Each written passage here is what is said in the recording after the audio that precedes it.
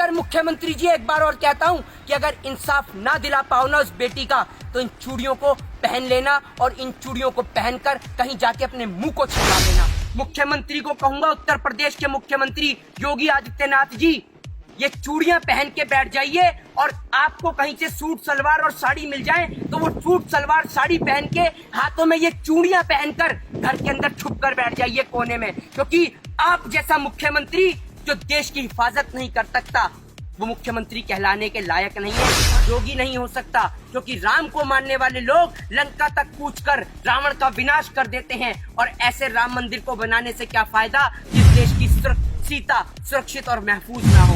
अरे नामर्दो, नपुंसकों की औलादो, अरे कम से कम एक बार इतना तो सोच लेते कि आपके भी घर में कोई बहन या बेटी या माँ होगी, जिस माँ ने आपको जन्मा है, कम से कम एक बार उसके रक्त का, उसके खून का, उस माँ के दूध के कर्ज को तो याद करते थे। ये योगी के भेष में ढोंगी है, ये राम की आड़ में कंस का खेल चला रहा है, ये कृष्ण की आड़ में कंस का भेष धारण किए हुए ये राम का वंशज नहीं हो सकता, ये कंस की औलाद है इस देश के अंदर, ये रावण का भेष है। और आपको बता योगी जी के पास तो बहुत सारा काम है, वो देश की बेटियों को देखें, उत्तर प्रदेश की बेटियों को देखें या गायों को देखें, क्योंकि ये भी तो एक काम है। अगर मेरा बस चले तो इस उत्तर प्रदेश के ढोंगी मुख्यमंत्री अजय सिंह बिष्ट को इस गाय के खूंटे से बांधकर पूरे हाथरस से लेकर पूरे लखनऊ तक खदेड़ने का दम रखता हूँ, इतना दम है। ये गाय अगर रातों रात उस बहन बेटी के शव की बजाय गाय को जलाया होता ना, तो आज पूरे उत्तर प्रदेश में हंगामा मच गया होता।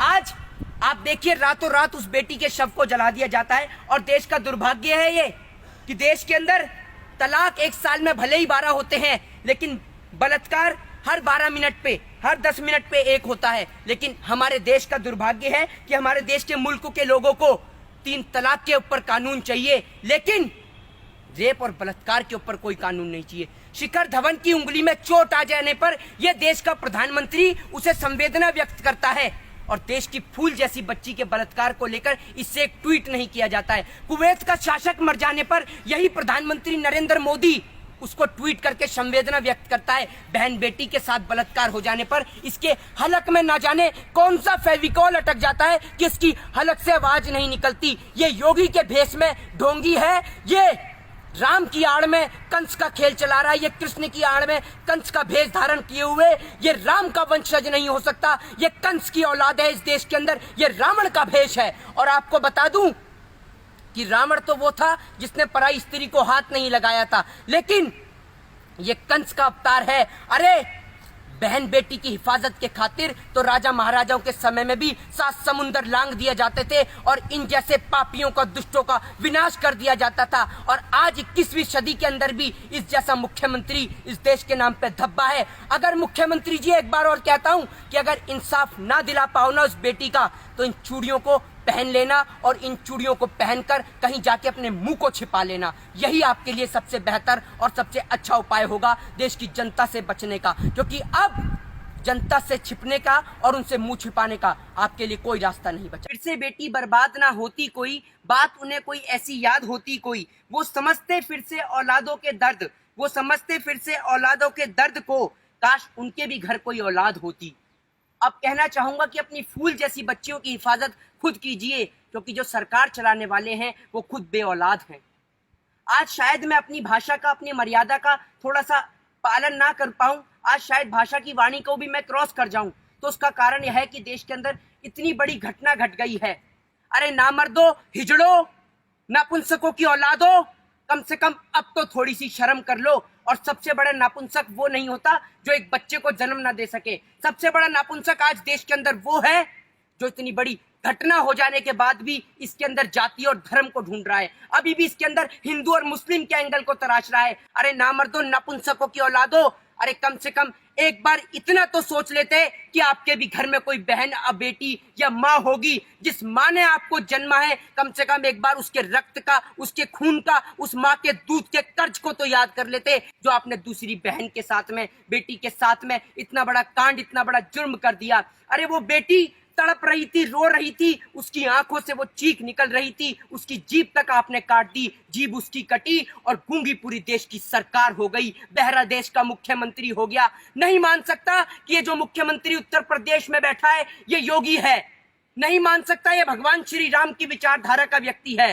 क्योंकि और ना जाने किसने ये कैंडल मार्च की शुरुआत कर दी। नहीं तो बहन बेटियों के सम्मान में तो लंका फूंक दी जाती थी। नहीं कह सकता कि ये योगी उत्तर प्रदेश का मुख्यमंत्री है, ये योगी है। योगी नहीं हो सकता, क्योंकि राम को मानने वाले लोग लंका तक कूच कर रावण का विनाश कर देते हैं। और ऐसे राम मंदिर को बनाने से क्या फायदा जिस देश की सीता सुरक्षित और महफूज ना हो। आज सीता के ऊपर जो कांड हो रहे हैं, सरेआम बहन बेटियों के साथ बलात्कार हो रहे हैं, और मुख्यमंत्री 25 लाख रुपए में कीमत लगा रहा है? रातों रात एक टीम का गठन किया जाता है जिसको नाम दिया जाता है STI। टीम बनाई जाती है कि जो 7 दिन में रिपोर्ट देगी। अरे एक बात बताइए, सोच के देखिए, जिस पुलिस वाले ने उस परिवार को देखने नहीं दिया, अंतिम क्षण में उस बेटी का चेहरा नहीं देखने दिया, वो पुलिस वाले तहकीकात करेंगे? एक बात बताइए, एक देश का राष्ट्रपति मर जाता है या एक देश का शासक बन जाता है तो देश का प्रधानमंत्री तुरंत ट्वीट डालता है उस बेटी को लेकर, उस बेटी की संवेदना को लेकर। प्रधानमंत्री नरेंद्र मोदी ने एक न ट्वीट डाला है, न एक बार प्रधानमंत्री देश की जनता के बीच आके बोले।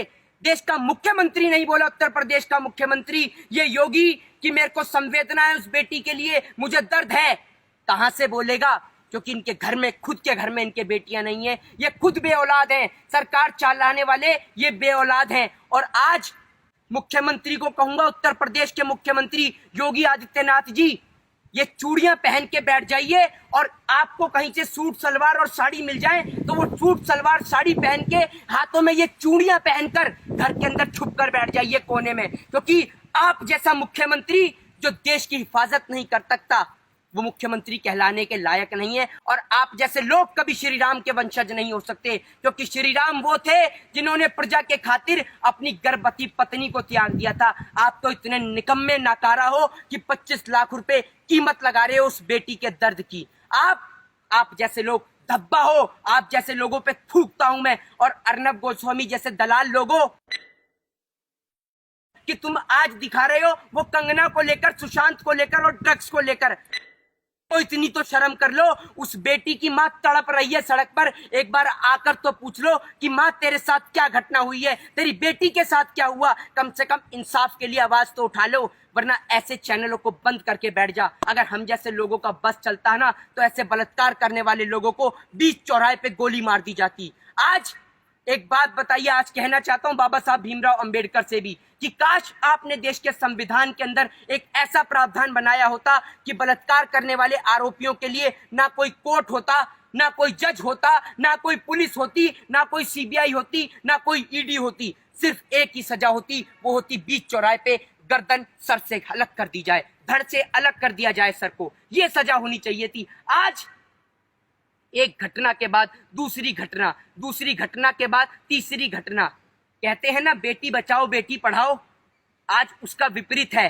बेटी को जलाओ और अपराधी को बचाओ। ये है आज उत्तर प्रदेश के मुख्यमंत्री का असली चेहरा, जो आज लोगों के सामने देखने को मिल रहा है। अरे नामर्दो, नपुंसको, कम से कम अब तो अपने बच्चों की, अपनी बहन बेटियों के बारे में सोचो। आज समझ में आता है कि इस देश के अंदर ऐसी औरतों की कोई जरूरत नहीं है। इस देश के अंदर ऐसी औरतों की कोई जरूरत नहीं है, स्मृति ईरानी जैसी औरतों की कोई जरूरत नहीं है, जिनको आप जैसी बहन बेटियां संसद बनाकर संसद तक भेजती हैं। ये औरतें सांसद बनने के लायक नहीं है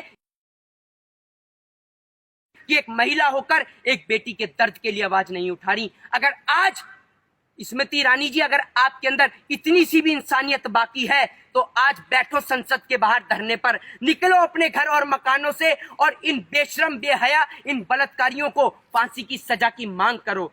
पुलिस वाला सीधे मुंह बात नहीं करता। अरे आप हिंदू धर्म की बात करते हैं, हिंदू धर्म में कभी भी रात के वक्त किसी का अंतिम संस्कार नहीं होता और ये रातों को अंतिम संस्कार कर देते हैं। अरे दलालो भड़वो, कम से कम थोड़ी तो इंसानियत अगर तुम्हारे अंदर बाकी है, और अगर अभी भी तुम्हारे दिल के अंदर इतनी सी भी इंसानियत अगर बाकी है, तो उस बेटी बहन के लिए आवाज उठाओ।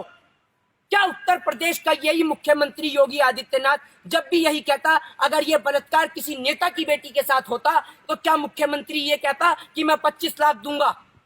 अरे 25 लाख देश की जनता आपको देगी। आप उन बलात्कारियों को फांसी दे के दिखाओ, अगर माँ का दूध पिया है तो 25 क्या 50 लाख देगी देश की जनता आपको। आप फांसी तो देकर दिखाओ उनको। है आप में दम फांसी देने का? है आपके कानून में दम? अगर आपके कानून में इतना दम होता ना, आपके अंदर फांसी देने का इतना दम होता, तो आज आपका कुलदीप सिंह सेंगर, चिन्मयानंद, नित्यानंद जैसे बलात्कारी आज जेल के अंदर बैठ के जेल की रोटियां नहीं खा रहे होते, बल्कि फांसी के तख्ते पे झूल गए होते।